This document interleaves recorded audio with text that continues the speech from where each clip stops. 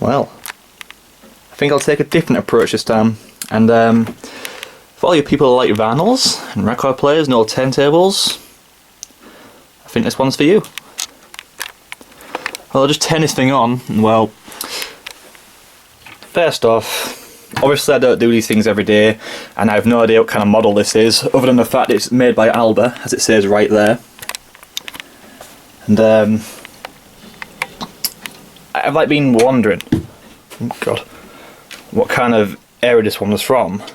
And well, just from a random guess and by what I do know, or little do I know on the topic for that matter, I'm just going to go with like 50s to 70s, that kind of range. And as you can see, it comes with, I'll just turn it on first.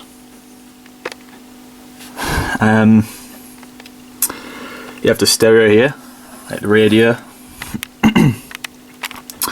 graphic equalizer. It all still works, but this thing and this thing are a bit twitchy, I think's the right word to use.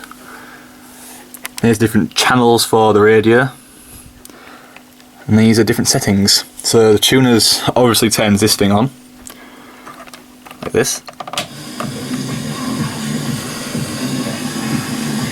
Static.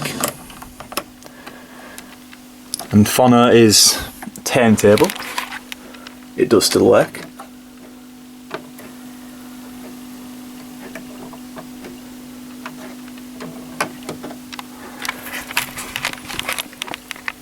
And as for the aux CD, I don't really plan on using that.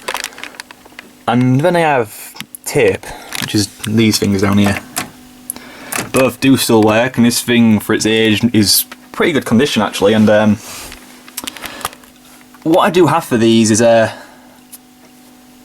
think it's some kind of country music cassette thing and black and white minstrel show. And down here I have, well, you probably won't hear the end of it from your dads if they were into it, but of course I have the Queen records. Can't live without it. So I have that thing keeps coming out, separator thingy. So it'll be easier to just take these out and show you. So Queen 2, Hot Space Queen, by far one I like the best, News of the World, Queen Jazz, I have Eddie Cochran,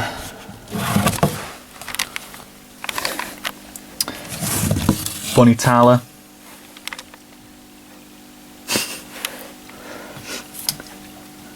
it's amazing.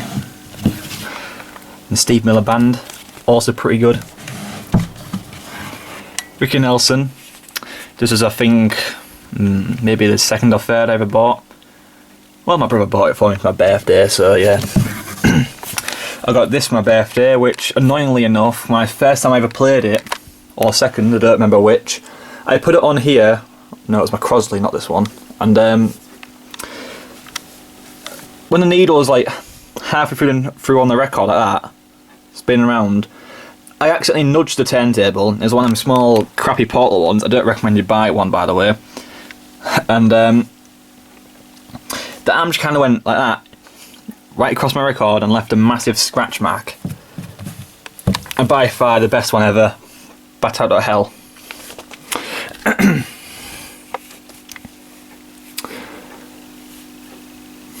Always with the shades on. And I actually had two of these. This one I kept myself, and I gave the other one to my older brother Liam. And this was my dad's, that he gave to me for no apparent reason, other than the fact that I have one of these. Well, actually I got this from someone Dad worked for. And this thing didn't really have much of a use back then, because it was just stuck in a garage all that time. And well, honestly, the needle, zoom in there, can't really see much, but still, the needle, as they are really small in these things, I can't tell if it's damaged or not, but I was going to change it, but I can't change it because apparently these things have all different size ones, like specialised for them. I don't know the model of this thing, so I can't get one. And I have looked, but like I said, I don't know the model, so I can't. And a Billy Idol, which I've got these for 50p each. And same goes to this one, I think. I took the price off that. I bought this as well. Shadows. And I got, there's two here. I got this for my birthday as well. It's a live one. 1978. And well, I ain't really too happy with this Elvis one. When I tried to play it, I couldn't tell anything about it. Like, what I mean by that is I couldn't tell where the song started or ended because they were so damaged and warped, I think is the word to use for that one. So obviously whoever had it before I own it now, they clearly didn't take good care of it and therefore it got damaged. It's either that or the fact it's been stuck like in a stack, all flat and tobbled on each other, and well, you're not meant to store vinyls like that. That is a reason as to why they break, or why they become so flimsy in the first place.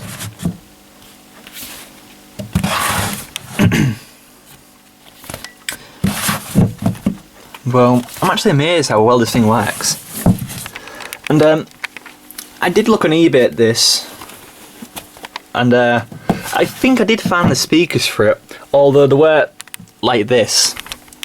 They were of a similar type of version for Alba, but I didn't get it. I didn't think it was for this one. Obviously it wasn't. And well, it's annoying because, well, look at this thing. You can't exactly get parts of something like this now, can you? I mean, they're so old and, well, they're vintage, pretty much. So, that leaves one thing. You can't replace anything on it. And right now, I'll show you what annoys me about it. Well, here's the aerial. I haven't put it in. I don't know how. I don't want to risk anything. This was a turntable speed thing, which is right here. So now this thing, I think it's stuck on 45 RPM. And then I got this, which is the arm lock. That came off, and well, to begin with, this thing has been left in the garage for a while apparently, so that means that it has become a bit flimsy over the years. And the bad part about these things, because static comes from like electronics in a room, doesn't it?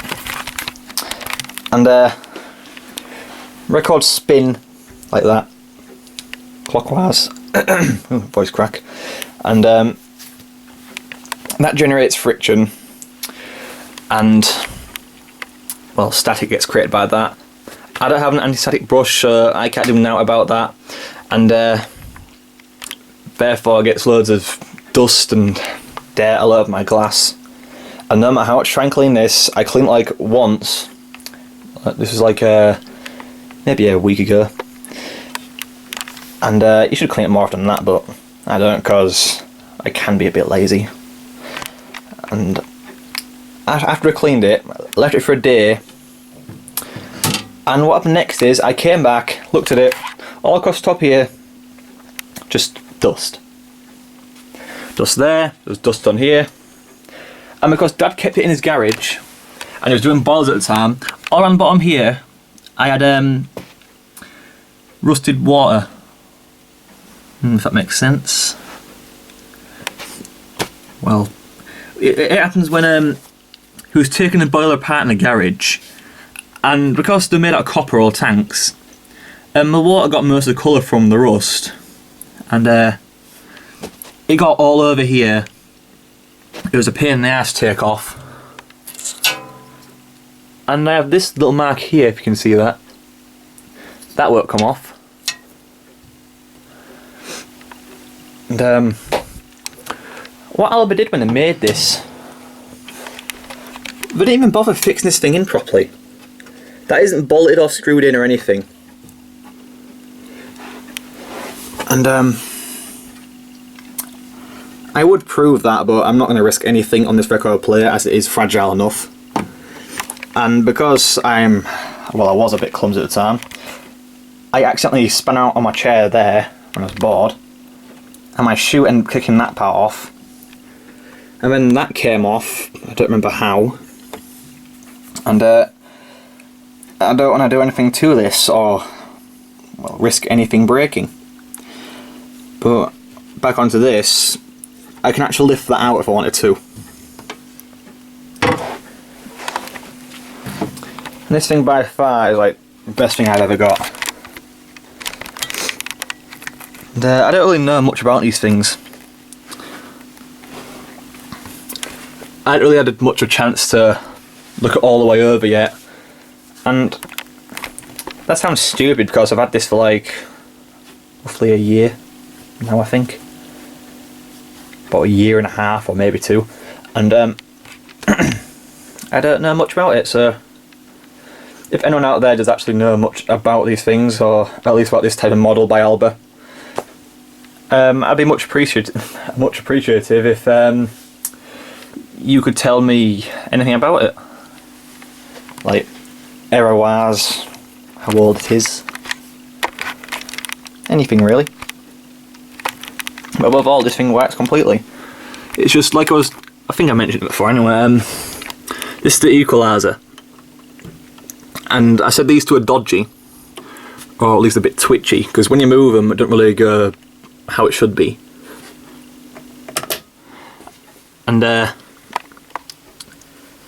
ended up with really bad sound quality. It's like it's all muffled. It sounds really thick, if that makes sense. And it just sounds drowned out by the static. And I did clean them before, like records I mean. And I can't really seem to get much of a change there. But for now, I guess they are configured, but I guess it's got so much to do with the fact that I don't know how to take these things apart, and I'm not going to try either. One warning's enough. Having these things being irreplaceable is, well, enough to emphasise the fact that I won't do it. And it has to be because of something like in here, or just because of how old it is. And me and Dad were just talking about it before, and well, it could be something to do with dust or just the old circuits. And like I said, I'm not going to try taking this thing apart because, well, I'm not going to try breaking this thing. Best thing I've ever gotten, ever. You can't really get them anymore, so I'm not going to risk anything. And yeah, that's pretty much it about my turntable. So yeah, thanks for watching.